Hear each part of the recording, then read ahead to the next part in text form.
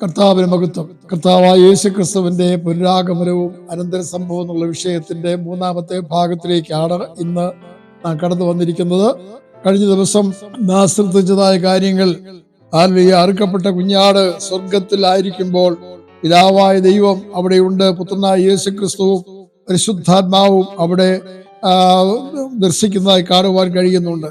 അതിനെ തുടർന്നുള്ള കാര്യം, അതേ കർത്താവ് സഭയും ഭൂമിയിലേക്ക് വരുന്നു എന്നുള്ളത് അതേ ഒരു മലയിൽ സംഭവിക്കുന്ന കാര്യം, പിന്നീട് സംഭവിക്കുന്ന കാര്യമാണ്. എന്നാൽ അതിനു മുമ്പ് ഈ ഭൂമിയിൽ നടക്കുന്ന മറ്റൊരു വലിയ സംഭവമാണ് മഹാപീഡനാകാലം എന്ന് പറഞ്ഞാൽ ആന്റി ക്രൈസ്റ്റ്, എതിർ ക്രിസ്തു ഈ ഭൂമിയിൽ അവൻ രാജാവായിട്ട് അഭിനയിച്ചുകൊണ്ട് ലോകരാഷ്ട്രങ്ങളെ മുഴുവനും ഒന്നിച്ച് ഭരിക്കുവാൻ അവൻ ശക്തനാണെന്ന് പറഞ്ഞുകൊണ്ട് യെരുശലേമിൽ യഹൂദന്മാരുമായിട്ടുള്ള ഒരു സമ്പർക്കത്തിലേക്ക് വരികയും അവിടെ ചില ഉടമ്പടികളൊക്കെ ചെയ്യുവാനിടയായിത്തീരും. അപ്പോൾ സ്വർഗത്തിൽ അപ്പോൾ വെളിപ്പാട് പുസ്തകം 16-ാം അധ്യായം 18-ാം വാക്യത്തിൽ വായിക്കുമ്പോൾ മിന്നലും നാദവും ഇടിമുഴക്കവും വലിയ ഭൂകമ്പവും അപ്പോഴുണ്ടാകും. ഇതുവരെ ഉണ്ടാകാത്തതായ വലിയ ഭൂകമ്പം അന്നത്തെ കാലങ്ങളിൽ ഉണ്ടാകുവാനിടയായിത്തീരും.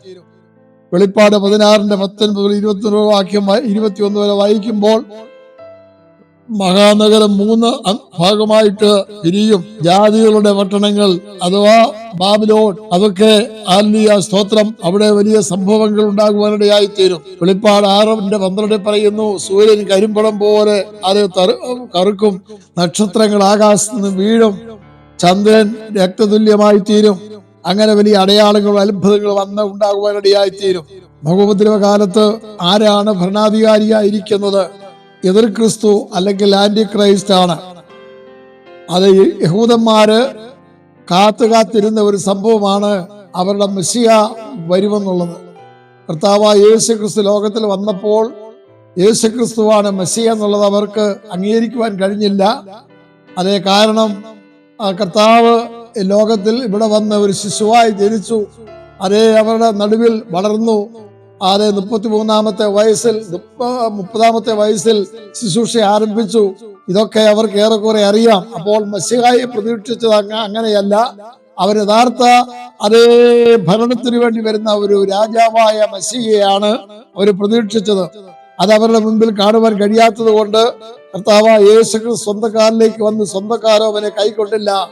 എന്നാൽ അവനെ കൈക്കൊണ്ട് അവരുടെ നാമത്തിൽ വിശ്വസിക്കുന്ന ഏവർക്കും ദൈവമക്കളാകുവാൻ അവൻ അധികാരം കൊടുത്തു എന്നാണ് യോഹന്നാൻ 1:12 പറയുന്നത്. യോഹന്നാൻ 8:44 പറയുമ്പോൾ അവിടെ നമുക്ക് എതിർ ക്രിസ്തുവിന്റെ കാര്യത്തെക്കുറിച്ച് രേഖപ്പെടുത്തിയിരിക്കുകയാണ്. അതിനെ ദാനിയേൽ പ്രവചനം 9-ാം അധ്യായം 26-27 വാക്യങ്ങൾ നമ്മൾ വായിക്കുമ്പോൾ എന്തുകൊണ്ട് എതിർ ക്രിസ്തു എന്ന് പറയുന്നു? ആദാമി വംശത്തെ തെറ്റിച്ച് കളയുവാൻ പിശാച് ആരംഭിച്ചത് ഏതും തോട്ടത്തിൽ കടന്നു വന്നു. അത് ദൈവത്തിന്റെ പുത്രനായ യേശു ക്രിസ്തു ജനിക്കുന്ന കാര്യം ഉൽപ്പത്തി 3:15 ആദ്യത്തെ പ്രവചനം. അപ്പോൾ ഈ ലോകത്തിലേക്ക് യേശു ക്രിസ്തു വരുന്ന കാര്യം അവിടെ രേഖപ്പെടുത്തുന്നത് പിശാചിനറിയാം. അതുകൊണ്ട് അന്ന് മുതൽ അത് എല്ലാ കാലവും അനേക തെറ്റിച്ച് കളയുവാൻ പിശാച് അനേക തന്ത്രങ്ങൾ ഉപയോഗിച്ചിട്ടുണ്ട്. അത് അധർമ്മമൂർത്തിയെന്നും മൃഗമെന്നും അതേ കള്ളപ്രവാചകനെന്നും ഒക്കെ ബൈബിളിന്റെ പല ഭാഗത്ത് രേഖപ്പെടുത്തിയിട്ടുണ്ട്. യേശുക്രിസ്തു ആരാണ്? വെളിപ്പാട് 1:17 പറയുന്നു, അവൻ ആദ്യനും അന്ത്യനും അതേ ആകുന്നു, അവനിൽ കൂടെ സകലവും ആരംഭിച്ചു, സകലവും അവൻ മുഖാന്തരം ഉളവായി, അവനെ കൂടാതെ ഒന്നും ഉളവായിട്ടില്ല. വെളിപ്പാട് 1:17 വായിക്കുമ്പോൾ ക്രിസ്തു എന്ന ഏക പുരുഷൻ 2 കൊരിന്ത്യർ ലേഖനം 11:2 പറയുന്നു, തന്റെ സഭയാം കാന്തയ്ക്ക് വേണ്ടി മണവാളനായ ക്രിസ്തു അതേ ലോകത്തിലേക്ക് കടന്നു വരുന്നു. അത് പ്രവാചകനായ യെശയ്യാ വിളിച്ചു പറഞ്ഞു. അതേ യെശയ്യാ 7:14 കന്യ ഗർഭിണിയായ ഒരു മകനെ പ്രസവിക്കും, ദൈവം നമ്മോടുകൂടെ എന്നർത്ഥമുള്ള ഇമ്മാനുവേൽ എന്ന് പേര് വിളിക്കപ്പെടും. ഇവൻ ഭരണാധികാരിയായി വരുമ്പോൾ ആദ്യ യഹൂദനും പിന്നെ ലോകരാഷ്ട്രങ്ങളും എതിർത്ത് ക്രിസ്തുവിനെ അതേ സ്വീകരിപ്പാനിടയായിത്തീരും. അന്ത്യക്രിസ്തു ലോകത്തിൽ വന്ന് ഭരണാധികാരിയായിട്ട് വരുമ്പോൾ ഒടുവിൽ അവന്റെ നിയമങ്ങളൊക്കെ കഠിനമാക്കുന്ന സമയത്ത് അവർ കർത്താവായ യേശു ക്രിസ്തു അതേ വന്ന് ക്രൂശിക്കപ്പെട്ട ഉയർത്തെഴുന്നേറ്റ് പോയ ആ കർത്താവായ യേശു തന്നെയാണ് രക്ഷകനെന്ന് അവർക്ക് മനസ്സിലാകും.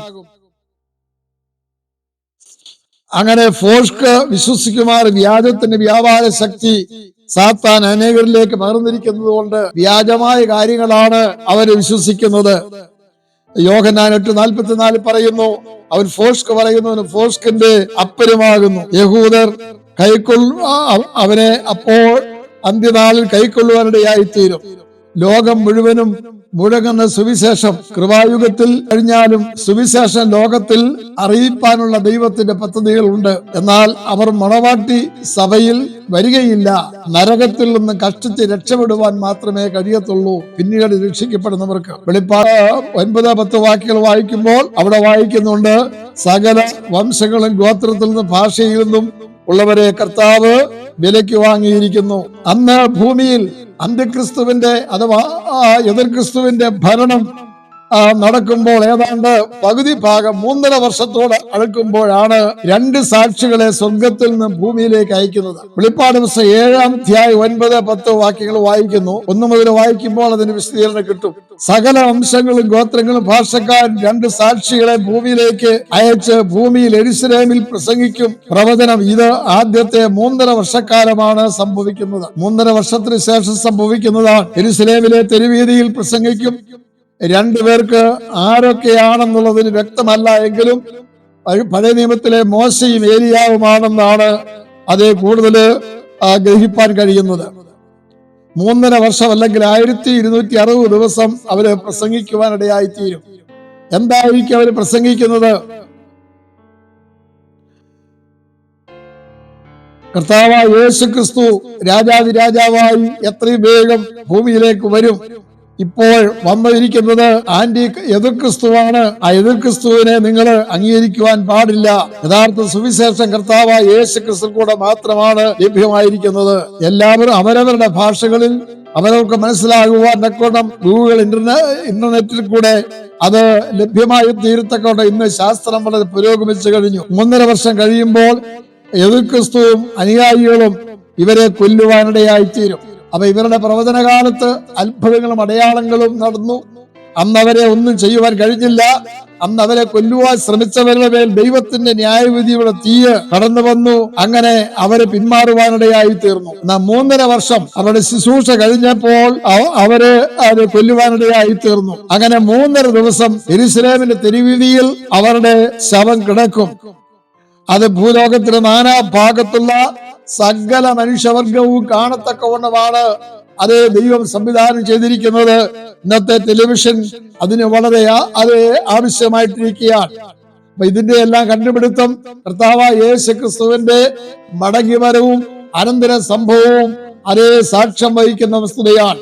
ഈ മഹാപീഡനകാലത്ത് യഹൂദന്മാരിൽ നിന്ന് 144,000 പേര്, അത് ഓരോ ഗോത്രത്തിൽ നിന്നും 12,000 പേര് വീതം കർത്താവായ യേശുക്രിസ്തുവിൽ അത് വിശ്വാസമുള്ളവരായി മുൻപോട്ട് കടന്നു വരും. ആ സമയത്ത് അവർ വിശ്വസിച്ചേറ്റു പറയും.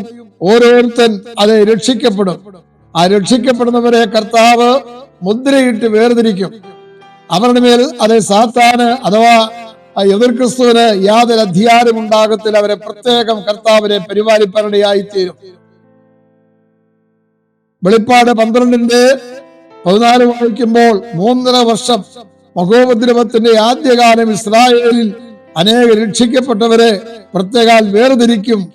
അതിനെക്കുറിച്ച് വെളിപ്പാട് പുസ്തകം 9-ാം അധ്യായം 1 മുതൽ 11 വാക്യത്തിൽ രേഖപ്പെടുത്തുമ്പോൾ കാണുവാൻ കഴിയുന്നുണ്ട്. അങ്ങനെ മുദ്രയിടപ്പെട്ടവരെ വേർതിരിച്ചു. അവർക്ക് യാതൊരു ദോഷം ചെയ്യുവാൻ എതിർ ക്രിസ്തുവിന് കഴിയത്തില്ല. ഉപദ്രവം ഏൽക്കാതെ അവരെ പ്രത്യേകം ദൈവം അവരെ സംരക്ഷിക്കുവാനിടയായിത്തീരും. വെളിപ്പാട് പുസ്തകം 12:6 വാക്യം. ഇതിനുശേഷം സകല ജാതിയിൽ നിന്നും ഗോത്രത്തിൽ നിന്നും വംശത്തിൽ നിന്നും വെള്ള നിലയെങ്കി ധരിച്ച കയ്യിൽ കുരുത്തോലയുമായി സിംഹാസനത്തിന്റെ കുഞ്ഞാടിന് മുൻപാകെ നിൽക്കുന്ന ഒരു കൂട്ടരെ നാം കാണുവാനിടയായി തീർന്നു. രക്ഷ എന്നത് ദൈവത്തിന്റെയും കുഞ്ഞാടിന്റെയും ദാനമെന്ന് അവർ അത്യുച്ചത്തിൽ ദൈവത്തെ പാടി സ്തുതിച്ചു. ഇവരാരാണെന്ന് ചോദിച്ചാൽ ഇവർ മഹാകഷ്ടത്തിൽ നിന്നും വന്നവരാണ്. ഇവർ കുഞ്ഞാടിന്റെ രക്തത്താൽ തങ്ങളുടെ അങ്കിയെ കഴുകി വിശുദ്ധീകരിച്ചവരാണ് എന്ന് പറഞ്ഞാൽ അന്ന് രണ്ട് സാക്ഷികൾ ലോകത്തിലേക്ക് വന്നതോടുകൂടെ അനേകര് കർത്താവായ യേശുവിലുള്ള വിശ്വാസത്തിലേക്ക് വരുവാനിടയായിത്തീരും. എന്നാൽ ഇവര് ദൈവസഭയുടെ അംഗങ്ങളായി തീരുന്നില്ല. കഷ്ടിച്ച് നരകത്തിൽ നിന്നും രക്ഷപ്പെടുവാനുള്ളതായ ഒരു കൂട്ടമായിട്ട് നമുക്കിവിടെ കാണുവാൻ കഴിയുന്നുള്ളൂ.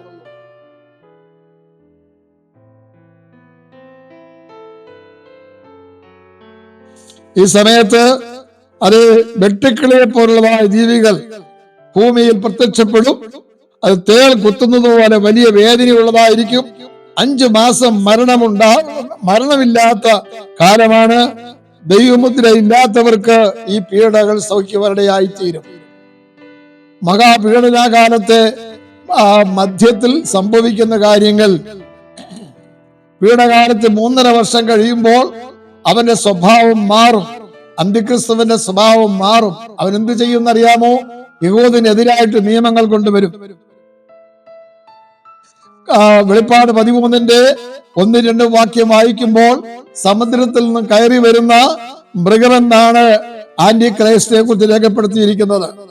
അവന് സിംഹമുഖവും കരടി മുഖവും പുള്ളിപ്പുലിയുടേതായ മുഖവും 2-3 മൃഗത്തിന്റെ സ്വഭാവം അവരിൽ അന്തർലീനമായിരിക്കുന്നുവെന്നും ഇത് വെളിപ്പാട് ദാനിയേൽ പ്രവചനം 7-ാം അധ്യായം 1 മുതൽ 7 വരെയുള്ള വാക്യത്തിൽ രേഖപ്പെടുത്തിയിരിക്കുകയാണ്.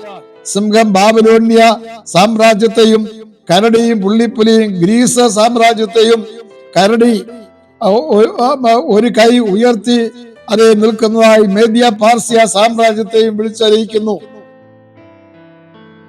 ഇവർ ഭീകര സ്വഭാവമുള്ളവരാണ്. പിശാച് എതിർക്രിസ്തുവിന് അധികാരം കൊടുത്തു. വെളിപ്പാട് 12-7 സ്വർഗസ്ഥലത്ത് നിന്ന് പിശാചിനെ യുദ്ധം ചെയ്ത് ഇറക്കി വിട്ടതായിട്ട് വായിക്കുന്നു. പിന്നീട് അവർക്ക് സ്വർഗസ്ഥലത്തേക്ക് ആർക്കും പോകുവാൻ അനുവാദമില്ല. നമുക്കറിയാം, മനുഷ്യർക്കെതിരായിട്ട് ദൈവത്തോട് ചെന്ന് അപവാദം പറഞ്ഞ പിശാചിനെ കുറിച്ച് നമുക്ക് കാണുവാൻ കഴിയുന്നുണ്ട്. എന്നാൽ ഇനിയും ആ പിശാചിന് അങ്ങോട്ട് പോകുവാനുള്ള അവസരം ഇല്ല. അതോടെ സ്വർഗസ്ഥലത്ത് പോകാനുള്ള അവസരം അവർക്ക് നഷ്ടപ്പെട്ടിരിക്കുകയാണ്. വെളിപ്പാട് പുസ്തകം ദാനിയേൽ പ്രവചനം 9-ാം അധ്യായം 27-ാം വാക്യത്തിൽ ആഴ്ചവട്ടത്തിന്റെ മധ്യേ യഹൂദന്റെ ആലയത്തിലെ ഭോജനയാകവും ഹനനയാകവും നിർത്തലാക്കും. അപ്പോൾ യഹൂദന് അന്നൊരാലയം അന്ത്യക്രിസ്തുവിന്റെ എതിർക്രിസ്തുവിന്റെ സഹായത്താൽ അവിടെ പണിയുവാനിടയായി തീർന്നു. അവനാണ് രാജാവെന്നും പറഞ്ഞ് അവൻ തന്നെത്താൻ രാജഭരണമെന്നും പറഞ്ഞ് അതിനകത്തിരുന്ന് ഭരിക്കുക. അവൻ പണിയിച്ച ആലയമാണ് എന്ന് പറഞ്ഞുകൊണ്ടാണ് 2 തെസ്സലോനിക്ക ലേഖനം 2-ാം അധ്യായം 4-ാം വാക്യത്തിൽ വായിക്കുന്നു, അവൻ ദേവാലയത്തിൽ ഇരുന്ന് ദൈവമെന്ന് നടിക്കുന്നു. അവൻ ദൈവമല്ല, അവനാണ് ദൈവമെന്നും പറഞ്ഞ് നടിക്കുക. മത്തായി 24-15 പറയുമ്പോൾ ശൂന്യമാകുന്ന മ്ലേച്ഛത ആലയത്തിൽ പ്രതിഷ്ഠിക്കും, അവന്റെ വിഗ്രഹം അവിടെ സ്ഥാപിക്കുവാനിടയായിത്തീരും. വെളിപ്പാട് 13-15 മൃഗത്തിന്റെ പ്രതിമ സംസാരിക്കുവാനിടയായിത്തീരും. അവൻ അവിടെ സ്ഥാപിച്ച ആ മൃഗം സംസാരിക്കുമെന്ന് രേഖപ്പെടുത്തിയിരിക്കുക. ഇന്ന് സംസാരിക്കത്തക്കതായ നിലയിലുള്ളതായ യാന്ത്രിക മനുഷ്യൻ കണ്ടുപിടിച്ചിരിക്കുമ്പോൾ ഇതെല്ലാം ഇതിന്റെ ഒരു സൂചനയാണെന്നുള്ള കാര്യം മനസ്സിലാക്കണം. ദാനിയേൽ 8-11 പറയുന്നു, ഹോമയാഗം അവൻ നിർത്തൽ ചെയ്യും. അപ്പൊ ആദ്യം അവൻ യാഗം കഴിക്കുവാനൊക്കെ യഹൂദന്മാർക്ക് അവസരം കൊടുക്കും, പിന്നെ അവൻ യാഗം നിർത്തൽ ചെയ്യും. ആലയത്തെ അവൻ ഇടിച്ചു കളയുകയും ചെയ്യും. അപ്പോൾ അവൻ പണിത ആലയം അവൻ തന്നെ യാഗം നിർത്തിയിട്ട് ഇടിച്ചു കളയും. വെളിപ്പാട് പുസ്തകം 13-16-17 വാക്യം, അവിടെ വാങ്ങുവാനും വിൽക്കുവാനും സാധാരണ ജനത്തിന് കഴിയണമെങ്കിൽ അവന്റെ മുദ്ര ഏറ്റിരിക്കണം. അവന്റെ മുദ്രയുടെ സംഖ്യയാണ് 666. വെളിപ്പാട് പുസ്തകം 13-16-17 വാക്യത്തിൽ രേഖപ്പെടുത്തിയിട്ടുണ്ട്. അല്ലെങ്കിൽ അവന്റെ പേര് സ്വീകരിക്കണം. യഹൂദൻ എതിർക്കുമ്പോൾ അവനെ നശിപ്പിക്കുവാൻ ശ്രമിക്കും. കർത്താവിന്റെ മുദ്ര ഏറ്റ 144,000 പേരെ പ്രത്യേകം കർത്താവ് സംരക്ഷിക്കുന്നത് കൊണ്ട് അവരെ തൊടുവാൻ എതിർ ക്രിസ്തുവിന് അധികാരമില്ല എന്നുള്ള കാര്യം നാം പ്രത്യേകം മനസ്സിലാക്കണം. ആ കാലത്താണ് സുവിശേഷം പ്രസംഗിക്കുന്ന ദൈവത്തിന്റെ ദൂതന്മാർ സ്വർഗത്തിൽ നിന്നും ഭൂമിയിലേക്ക് വന്ന് ആദ്യം യഹൂദന്മാരുടെ ഇടയിലും പിന്നെ ലോകത്തിന്റെ പല ഭാഗത്തും അവര് പ്രസംഗിക്കുവാൻ തുടങ്ങും. വെളിപ്പാട് പുസ്തകം 14-ാം അധ്യായം 6 മുതൽ 12 വാക്യങ്ങൾ വായിക്കുമ്പോൾ യഹൂദനെ പൂർണ്ണമായി നശിപ്പിക്കുവാനുള്ള തന്ത്രം പിശാച് എടുക്കുമ്പോൾ ദൈവം അതിന്റെ മധ്യത്തിൽ തന്റെ ഒരു കൂട്ടം ജനത്തെ വേർതിരിപ്പാനിടയായിത്തീരും. വെളിപ്പാട് 14-ന്റെ 6 മുതൽ 10 വരെ എതിർ ക്രിസ്തു ഭീകര സ്വഭാവമുള്ളവനായി തീരും. എന്നാൽ ഇവിടെ സുവിശേഷം പ്രസംഗിക്കുവാൻ പാടില്ല എന്ന് പറഞ്ഞുകൊണ്ട് അവരെ എതിർക്കുവാനിടയായിത്തീരും. ആ ദൂതന്മാർ മധ്യാകാശത്ത് നിന്നുകൊണ്ടാണ് ഇവരോട് ദൈവത്തിന്റെ വചനം അറിയിക്കുന്നത്. ഭൂമിയിലേക്ക് ഇറങ്ങി വരികയല്ല, അവനൊന്നും ചെയ്യാൻ കഴിയത്തില്ല. 3 ദൂതന്മാരെ ആകാശത്തിൽ നിന്ന് ഉപയോഗിച്ച് കൃപയുടെ സുവിശേഷമാണ് അവർ അറിയിക്കുന്നത്. ആ 3.5 വർഷം തുടർന്നുകൊണ്ടേയിരിക്കും. വെളിപ്പാട് 14-ന്റെ 13 ദൂതൻ മഹദിയാം ബാബിലോൺ വീണുപോയി എന്ന് ഒരു ദൈവത്തിലെ ദൂതൻ അവിടെ വിളിച്ചു പറയും. 1-ാമത്തെ ദൂതൻ കൃപയുടെ സുവിശേഷം പറയും. യേശുക്രിസ്തുവാണ് യഥാർത്ഥ രക്ഷകൻ, അവരാണ് രാജാതി രാജാവ്, ആ യേശുക്രിസ്തുവിനെ സ്വീകരിക്കണം. 2-ാമത്തെ ദൂതൻ വിളിച്ചു പറയുന്നു, മർമ്മം മഹദിയാൻ ബാബിലോൺ വീണുപോയി, സാത്താന്റെ സിംഹാസനം തകർന്നിരിക്കുന്നുവെന്ന് 2-ാമത്തെ ആള് വിളിച്ചു പറയും. 3-ാമത്തെ ആള് വിളിച്ചു പറയും. ദൂതൻ വിളിച്ചു പറയുന്നത്, അവരുണ്ടാക്കിയിരിക്കുന്ന പ്രതിഭയെ നമസ്കരിക്കുകയോ അവന്റെ മുദ്രയായ 666 അത് ഏൽക്കുകയോ ചെയ്യാതെ നിങ്ങൾ അതിൽ ഒഴിവുള്ളവരായി തീരണം. എതിർ ക്രിസ്തു യഹൂദനെ നശിപ്പിക്കുവാനുള്ളതായ തന്ത്രങ്ങൾ ഒരുക്കും. യഹൂദൻ യേശുവിനെ തള്ളിക്കളഞ്ഞു. യോഹന്നാൻ 1:11. എന്നാൽ അവന് 1-ാമത് ലോകത്തിൽ വന്നപ്പോൾ കർത്താവിനെ തള്ളിക്കളഞ്ഞു. യോഹന്നാൻ 10:6 വായിക്കും, അവരെ ക്രൂശിക്ക എന്ന് മഹാപുരോഹിതന്മാരും സേവകരും ഒക്കെ വിളിച്ചു പറഞ്ഞു. അങ്ങനെ കർത്താവായ യേശു ക്രിസ്തുവിനെ ക്രൂശിച്ചു. അവൻ രക്തം ഞങ്ങളുടെ മേൽ വരട്ടെ എന്നവര് അവർ വിളിച്ചു പറഞ്ഞു. അതിന് ഫലമായിട്ടാണ് AD 70 ടൈറ്റസ് ചക്രവർത്തി യഹൂദന്മാർക്ക് എതിരായിട്ട് കടന്നു വന്ന് യുദ്ധം ചെയ്തു. യെരൂശലേമിലെ അന്നുണ്ടായിരുന്ന ആലയത്തെ ഇടിച്ച് നിരത്തി കളയുവാനിടയായി തീർന്നു. അനേക യഹൂദന്മാരെ കൊന്നു. ഹിറ്റ്ലർ 6 ലക്ഷം യഹൂദന്മാരെയാണ് കൊന്നുകളഞ്ഞത്. ഗ്യാസ് ചേംബറിൽ അവരെ അടച്ച് അതിനകത്ത് ഗ്യാസ് കയറ്റിയിട്ട് അവരെ കൊന്ന് തള്ളുവാനിടയായി തീർന്നു. എതിർ ക്രിസ്തു ലോകരാഷ്ട്രങ്ങളെ സംഘടിപ്പിച്ച് യഹൂദനെ നശിപ്പിക്കുവാൻ ഹർമഗദോനിൽ കൂടി വരുത്തുന്ന ഒരു ദിവസമുണ്ട്. എല്ലാ രാജാക്കന്മാരെയും ഇവിടെ കൂട്ടിക്കൊണ്ടുവരും. ഇസ്രായേലിനോട് യഹൂദന്മാരോട് യുദ്ധം ചെയ്യുവാനാണ് വരുന്നത്, അല്ലെങ്കിൽ കർത്താവിനോടും അവന് സൈന്യത്തോട് യുദ്ധം ചെയ്യുവാനാണ് എതിർ ക്രിസ്തു ലോകത്തിന്റെ നാനാഭാഗത്തു നിന്നും അനേക രാജാക്കന്മാരെയും നേതാക്കന്മാരെയും ഭരണാധികാരികളെയും വിളിച്ചു കൂട്ടുന്നത്. വെളിപ്പാട് 16:16 വായിക്കുന്നു. അവിടെയാണ് ഹർമഗദോൻ യുദ്ധം സംഭവിക്കുന്നത്. ശൗൽ മരിച്ചു വീണത് യഹോശാഫാത്ത് താഴ്വരയിലാണ്.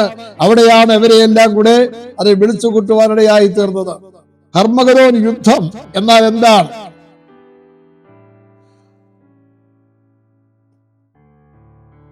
മഹാപീഡനത്തിന്റെ 2-ാം പകുതിയിൽ 3 ദൂതന്മാരെ കൊണ്ട് നിത്യ സുവിശേഷം അറിയിച്ചു എന്നുള്ളതായ കാര്യം ഇവിടെ നമ്മൾ പറഞ്ഞു. ഇസ്രായേലിനോട് എതിർത്ത് നിന്നു ആന്റി ക്രൈസ്റ്റ്, എതിർ ക്രിസ്തു ലോകരാഷ്ട്രങ്ങളെ മുഴുവനും യഹൂദനോട് യുദ്ധം ചെയ്യുവാൻ ഒന്നിച്ചു കൂട്ടിവരുത്തി. ഈ യഹോശാഫാത്തിലാണത് സംഭവിച്ചത്. അവിടെ നമ്മൾ വായിക്കുന്നുണ്ട്, സ്വർഗത്തിൽ നിന്നും ബാധ ഈ ലോകത്തിലേക്ക് അയച്ചപ്പോൾ യൂഫ്രട്ടീസ് നദി വറ്റിപ്പോകുവാനിടയായി തീർന്നു. 6-ാമത്തെ കലശം ഒഴിച്ചപ്പോൾ യൂഫ്രട്ടീസ് നദി വറ്റിപ്പോയി എന്ന് പറഞ്ഞാൽ യെരൂശലേമിലേക്ക് വരുവാനുള്ളതായ വാഹന സൗകര്യത്തിന് വേണ്ടി അവിടെ വെള്ളമില്ലാത്ത വലിയൊരു വീതി തന്നെ ഉണ്ടാകുവാനിടയായി തീർന്നു. കിഴക്ക് നിന്ന് വരുന്നവർക്ക് യാത്രാ സൗകര്യമായിട്ടാണ് അത് ക്രമീകരിച്ചിരിക്കുന്നത്. കലശം ഒഴിച്ചപ്പോൾ യൂഫ്രട്ടീസ് നദി വറ്റിപ്പോയി. ആകയാൽ യുദ്ധത്തിന് വരുന്ന വാഹനങ്ങൾക്ക് സൗകര്യമായി ആധുനിക ഉപകരണങ്ങൾ കലശങ്ങൾ ഒഴിച്ചപ്പോൾ തന്നെ അതെല്ലാം കത്തി നശിച്ചുപോയി. അനേക യുദ്ധോപകരണങ്ങൾ ആധുനിക യുദ്ധോപകരണങ്ങളുമായിട്ടാണ് അവരെല്ലാം വന്നത്. പക്ഷേ ദൈവത്തിന്റെ ന്യായവിധി അവരിലേക്ക് പകർന്നപ്പോൾ കലശം പകർന്നപ്പോൾ അതെല്ലാം വെന്ത് ഉരുകിപ്പോകുവാനിടയായി തീർന്നു. എസെക്കിയേൽ 39:9 പരിച, പലക, വില്ല്, അമ്പ്, കുറുവടി, കുന്തം മുതലായ ആയുധങ്ങൾ കൊണ്ടാണ് പിന്നെ അവർ യുദ്ധം ചെയ്യുവാൻ ശ്രമിച്ചത്. അങ്ങനെ യുദ്ധം കഴിയുമ്പോൾ 7 വർഷത്തേക്ക് തീ കത്തിക്കുവാനുള്ളതായ അത് മര ഉരുപ്പടി അവരിൽ നിന്നും അത് ഇസ്രായേൽ ലഭിക്കുവാനിടയായി തീരും. ഹർമഗദോൻ എന്ന സ്ഥലത്ത് വെച്ചാണ് ഈ യുദ്ധം നടക്കുന്നത്. വെളിപ്പാട് 16:16. യുദ്ധത്തിൽ അത് 200 നാഴിക ദൂരത്തോളവും 4 അടി ഉയരത്തിൽ മനുഷ്യന്റെ രക്തം വീഴുവാനിടയായി തീരും. വന്നവർ അന്യോന്യം വെട്ടിക്കൊല്ലുകയാണ്. ഈ മഹാസൈന്യം, ദൈവത്തിന്റെ മഹാസൈന്യം വന്ന് അവരെ നശിപ്പിക്കുമെന്നുള്ളത് മനസ്സിലാക്കിയപ്പോൾ അവര് പറഞ്ഞു, ഇനിയും അങ്ങനെ നമുക്ക് മരിക്കണ്ട, നമുക്ക് അന്യോന്യം വെട്ടിക്കൊല്ലാം. അങ്ങനെ വെളിപ്പാട് 14:20 പറയുന്നു, അങ്ങനെ അവര് ആ അന്യോന്യം വെട്ടിക്കൊന്നു. അവർ രക്തം യെരൂശലേമിന്റെ താഴ്വര ഭാഗത്ത് ഒഴുകി ഒരു കുതിരയുടെ കുളമ്പിന്റെ പൊക്കത്തിൽ തന്നെ അത് ഒഴുകുവാനിടയായി തീർന്നു. യോവേൽ 3:9-10 വാക്യത്തിൽ വായിക്കുന്നുണ്ട്. യുദ്ധത്തിൽ യഹൂദന് അല്പം പരാജയം നേരിട്ടു ആദ്യം. എന്നാൽ രണ്ടാമത്തെ യുദ്ധത്തിൽ യഹൂദൻ തന്നെ ജയിച്ചു. സക്കറിയ 12:10. കർത്താവ് സഭയും ഭൂമിയിലേക്ക് വരുമ്പോൾ തങ്ങൾ കുത്തിയവെങ്കിലേക്ക് നോക്കി രക്ഷപ്പെടുമെന്ന് തിരുവചനത്തിൽ രേഖപ്പെടുത്തിയിട്ടുണ്ടല്ലോ. സക്കറിയ 14:2-4 വാക്യത്തിൽ പറയുന്നു, അവൻ ഭൂമിയിലേക്ക് അക്ഷരീയമായിട്ട് ഇറങ്ങി വരുന്നത് ഒലിവ് മലയിൽ, കർത്താവ് സ്വർഗ്ഗാരോഹണം ചെയ്ത അതേ മലയിൽ, അതേ സ്ഥലത്ത് തന്നെയാണ് വരുന്നത്. അങ്ങനെ അവിടെ കർത്താവായ യേശു ക്രിസ്തു വരുമ്പോൾ യഹൂദർ ഒന്നിച്ച് നിലവിളിക്കും, അയ്യോ ഞങ്ങളോട് ക്ഷമിക്കണമേ, അവർ കുത്തിവെക്കിലേക്ക് നോക്കുമെന്നാണ് വെളിപ്പാട് 1:7 പറഞ്ഞിരിക്കുന്നത്. അതുതന്നെ സക്കറിയ 12:10 പറയുന്നുണ്ട്, ഇസ്രായേൽ മുഴുവനും അങ്ങനെ വിശ്വസിക്കുന്നവർ രക്ഷ പ്രാപിക്കുവാനിടയായി തീരും.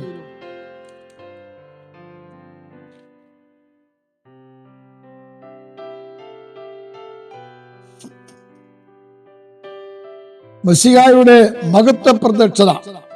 നേരത്തെ പറഞ്ഞതുപോലെ കർത്താവിന്റെ വരവിന് 2 ആമുഖങ്ങളുണ്ട്. ഒന്ന് മേഘപ്രത്യക്ഷത, 2 മഹത്വ പ്രത്യക്ഷത. കർത്താവും തന്റെ സഭയുമായിട്ടും കോടാനുകോടി ദൂതന്മാരുമായിട്ട് ഈ ഭൂമിയിലേക്ക് ഇറങ്ങി വരുന്നതാണ് മഹത്വ പ്രത്യക്ഷത. അങ്ങനെ എതിർ ക്രിസ്തുവിന്റെ ഭരണം ഏതാണ്ട് അവസാനിക്കുവാൻ 7 വർഷം ആകുന്ന സമയത്താണ് കർത്താവ് സഭയുമായിട്ട് ഈ ഭൂമിയിലേക്ക് ഇറങ്ങി വരുന്നത്. വെളിപ്പാട് പുസ്തകം 19-ാം അധ്യായം 11-14 വാക്യങ്ങൾ വായിക്കുമ്പോൾ സ്വർഗത്തിലെ സൈന്യം ഭൂമിയിലേക്ക് വരുന്നു. കാന്തനും കാന്തയുമായി വെള്ള കുതിരപ്പുറത്തായി കയറി എന്ന് പറഞ്ഞാൽ സ്വർഗീയ മേഘത്തിൽ അവർ ഭൂമിയിലേക്ക് വരും. അവരുടെ തലയിൽ അനേക രാജമുടികൾ ഉണ്ടായിരിക്കും, കിരീടങ്ങൾ. യെശയ്യാ 32:1 പറയുന്നു, ഒരു രാജാവ് നീതിയോടെ വാഴും. ആ രാജാതി രാജാവാണ് നമ്മൾ വാഴ്ത്തപ്പെട്ട കർത്താവ്. അപ്പോൾ കർത്താവിന്റെ സഭ സ്തോത്രം വേലീകരിക്കപ്പെട്ടതുകൊണ്ട് കർത്താവ് എവിടെ പോയാലും തന്റെ സഭ തന്റെ കൂടെ എപ്പോഴും ഉണ്ടായിരിക്കും. കോടാനുകോടി പേർ ശുഭ്രവസ്ത്രധാരികളായി കർത്താവിനെ എതിരേൽപ്പാൻ നാം എല്ലാവരും കർത്താവിനോടുകൂടെ ഭൂമിയിലേക്ക് ഇറങ്ങി വരുന്ന കാഴ്ച എത്ര മനോഹരമാണ്! സ്തോത്രം. യൂദായുടെ ലേഖനം 15-ാമത്തെ വാക്യത്തിൽ പറയുമ്പോൾ അവിടെ ഒരു പ്രവചനവാക്യം പറയുന്നുണ്ട്. സ്തോത്രം. അനേക വിശുദ്ധന്മാരുമായി കർത്താവ് ഭൂമിയിലേക്ക് ഇറങ്ങി വരുമ്പോൾ അനേകരെ ന്യായം വിധിക്കും. ദുഷ്ടത പ്രവർത്തിച്ചവരുടെ മേൽ ദൈവത്തിന് ന്യായവിധി ഉണ്ടാകുവാൻ അനേകായിരം വിശുദ്ധന്മാരുമായി വരുന്നുവെന്നുള്ളത് യൂദായുടെ ലേഖനം 15-ാമത്തെ വാക്യത്തിൽ കാണുവാൻ കഴിയുന്നുണ്ട്. വെളിപ്പാട് 1:7 പറയുന്നു, മേഘാരൂഢനായി അവനെ കാണും. മത്തായി 25:3 ഇത് ഭൂമിയിൽ എവിടെയും കാണും. ഒലിവ് മലയുടെ കിഴക്ക് ഭാഗത്തോട്ട് കടന്നു വരും. സക്കറിയ 14:4 ബഥാന്യയിൽ വരും. അതിനുശേഷം ലൂക്കോസ് 24:30 എതിർ ക്രിസ്തുവിനും എതിരാളികൾക്കും കാണുമ്പോൾ ഞെട്ടി വിറയ്ക്കുവാനിടയായിത്തീരും. യഹൂദന്മാർ നിലവിളിക്കും, അവരുടെ പിതാക്കന്മാർ മെസ്സിഹായെ ക്രൂശിച്ചതിനാൽ തെറ്റുപറ്റിപ്പോയെന്ന് അവർ സമ്മതിക്കുവാനിടയായിത്തീരും. 1990 ഒലിവുമലയുടെ മുകളിൽ ഒരു വലിയ ഹോട്ടൽ പണിയുവാൻ അത് പ്ലാൻ ചെയ്തുകൊണ്ട് അവർ സർവേ നടത്തിയപ്പോൾ ജിയോളജിക്കൽ സർവേക്കാർ പറഞ്ഞു, ഇവിടെ ഒരു വലിയ കെട്ടിടം പണിയാൻ പാടില്ല, ഈ മല രണ്ടായി പിളരുമെന്നുള്ളതാണ് ശാസ്ത്രജ്ഞന്മാര് അതിൽ കൂടെ മനസ്സിലാക്കി. അതുകൊണ്ട് അങ്ങനെ പണിയാൻ വന്നവർ ആ പണി നിർത്തി പോകുവാനിടയായി. ഇതുകൊണ്ടാണ് ഒലിവുമല ഒരുങ്ങിക്കഴിഞ്ഞു എന്നുള്ളതായ ഒരു പാട്ട് തന്നെ ഇപ്പോഴുണ്ടല്ലോ. അതല്ല, ഇതിനോടുള്ള ബന്ധത്തിലാണ് രേഖപ്പെടുത്തിയിരിക്കുന്നത്. കർത്താവ് അവിടെ ഇറങ്ങിയിട്ട് തിരിച്ച് കുതിരപ്പുറത്ത് കയറി ബെഥാന്യ വഴിയായിട്ട് പടിഞ്ഞാറോട്ട് യാത്ര ചെയ്ത് ബെഥസ്മയോത്തോട്ടം വഴി മുൻപോട്ട് പോകും. അങ്ങനെ യെരുശലേമിൽ കൂടെ കയറി യഹോശാഫാത്ത് താഴ്വരയിലേക്ക് വന്നു ചേരും. ഒലിവുമല അവിടെ വെച്ചാണ് പിളരുവാനിടയായി തീരുന്നത്. സക്കരിയ 14:4, യോവേൽ 3:12. യഹോശാഫാത്തിൽ ഇരുന്ന് തേജസ്സിന്റെ സിംഹാസനത്തിൽ ഇരുന്ന് സഭയും കൂടെ ഉണ്ട്. എതിരാളികളുടെ സൈന്യം അടുത്തു വരുമ്പോൾ എതിർ ക്രിസ്തുവും ഭൂരാജാക്കന്മാരും ഒന്നിച്ചു കൂടി വന്നു. അവിടെ വെച്ചാണ് അവർ തമ്മിൽ വെട്ടി രക്തമൊഴുകുവാനിടയായി തീരും. വെളിപ്പാട് 19:19-20 വാക്ക് എതിർ ക്രിസ്തുവിനെയും കൂട്ടരെയും അവരെ ബന്ധിക്കും, അവരുടെ മുൻപിൽ വെച്ച് യുദ്ധം നടക്കും. അങ്ങനെ വെളിപ്പാട് 17:16 അവൻ തന്നെ യുദ്ധത്തിന് അവരെ നശിപ്പിക്കും. വെളിപ്പാട് 19:15 ജാതികളെ വെട്ടുവാനുള്ള കൽപ്പന കൊടുക്കുവാനിടയായി തീരും. കർത്താവ് തന്റെ സഭയുമായിട്ട് ഒലിവുമലയിലേക്ക് ഇറങ്ങി വരും. ഇറങ്ങി വരുന്ന സമയത്ത് ഭൂമിയിൽ ഭരിക്കുന്നത് ആന്റി ക്രൈസ്റ്റ് ആണ്, അഥവാ എതിർ ക്രിസ്തു. അവന്റെ സൈന്യവുമായിട്ട് യേശു ക്രിസ്തുവിനും എതിരായിട്ട്, അവന്റെ സൈന്യത്തിനെതിരായിട്ട് ഒരു വലിയ കൂട്ടം ആളുകളെ സംഘടിപ്പിക്കും. അവരെല്ലാം കർത്താവായ യേശു ക്രിസ്തു അപ്പോൾ ഇറങ്ങി വരുന്ന സ്ഥലത്ത് തന്നെ യഹോശാഫാത്ത് താഴ്വരയിൽ വെച്ചായിരിക്കും അവിടെ ഒരു മഹായുദ്ധം ഉണ്ടാകും. അന്ത്യയുദ്ധം എന്നാണ് അതിന് പറയുന്നത്. അതോടുകൂടെ കർത്താവിന്റെ സൈന്യത്തെ കാണുമ്പോൾ തന്നെ അവർ അന്യോന്യം വെട്ടി അവർ മരിക്കുവാനിടയായി തീരും. അവർ മരിച്ചു വീഴുന്നതിന് ശേഷം അന്ത്യക്രിസ്തുവിനെ 1000 വർഷത്തേക്ക് അവനെ ബന്ധിച്ച് നരകത്തിലേക്ക് തള്ളിക്കളയും. പിന്നെ കർത്താവ് ഈ ഭൂമിയിൽ തന്റെ വിശുദ്ധന്മാരുമായിട്ട് ഒന്നിച്ച് വാഴുവാനിടയായി തീരും.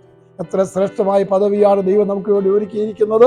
ഇതുവരെ ഒരുങ്ങാത്ത ആരെങ്കിലും ഉണ്ടെങ്കിൽ കർത്താവിന്റെ കൽപ്പന അനുസരിച്ച് രക്ഷിക്കപ്പെട്ട് സ്നാനപ്പെട്ട് കർത്താവിനെ ഒരുങ്ങാം. ദൈവം നമ്മെ സഹായിക്കും.